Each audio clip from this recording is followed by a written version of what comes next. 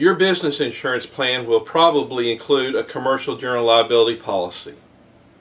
Basically, the general liability policy pays for damages to others that you are legally obligated, and the occurrence is a covered occurrence.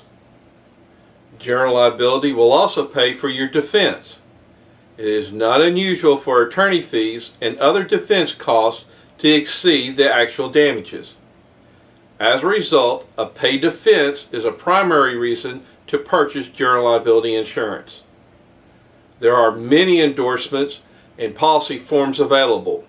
Your general liability policy could be a part of a package policy with other insurance or be issued as a standalone policy.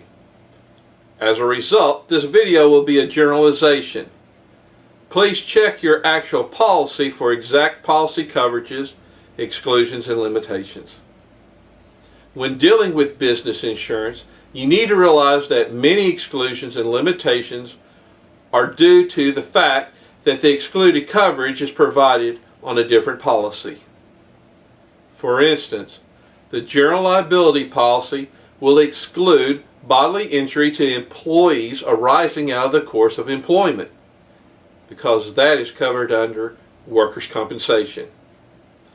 Even though the general liability policy has numerous exclusions and limitations, this policy is quite broad.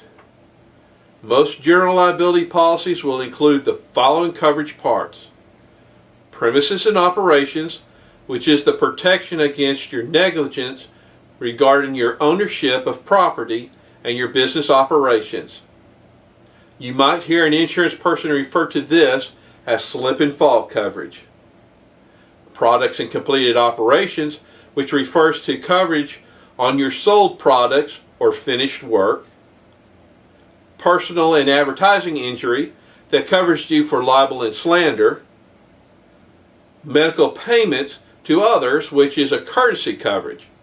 Medical payments to others has a low coverage amount, and your negligence does not need to exist for there to be a payment of a claim. It is primarily used to avoid lawsuits from others. And finally, fire damage legal liability. This coverage may be named differently, but it provides coverage for fire damage to the facility you rent that is in your care, custody, and control and due to your negligence. There are many variations of these policies.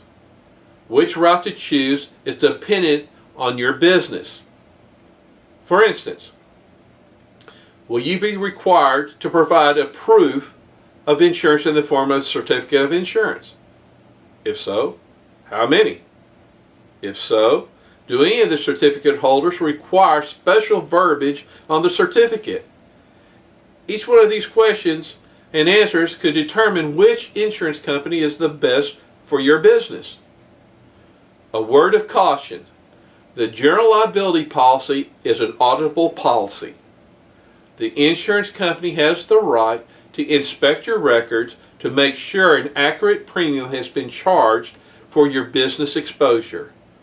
The audit will usually be performed within a month of the policy expiration, but the company may wait up to 3 years. Also, for particular classes of businesses, such as contractors, an interim or midterm audit may be requested. A common mistake consumers make regarding their general liability is acquiring coverages and limits that are required of them by a lease or contract. Instead, you should be acquiring the insurance that satisfies both your contractual obligations and your risk exposure. For instance, if you lease a space and your contract requires $100,000 worth of fire damage legal liability coverage, but the value of the rented space is $500,000, it might be wise to try to increase the fire damage legal liability above the required amount to $500,000. The additional cost would be minimal, and it could avoid a bad situation. As a result, we need to know a lot about your business so we can assist you in making the best decisions. If you would like to discuss your insurance needs, please contact us at your convenience, and take care.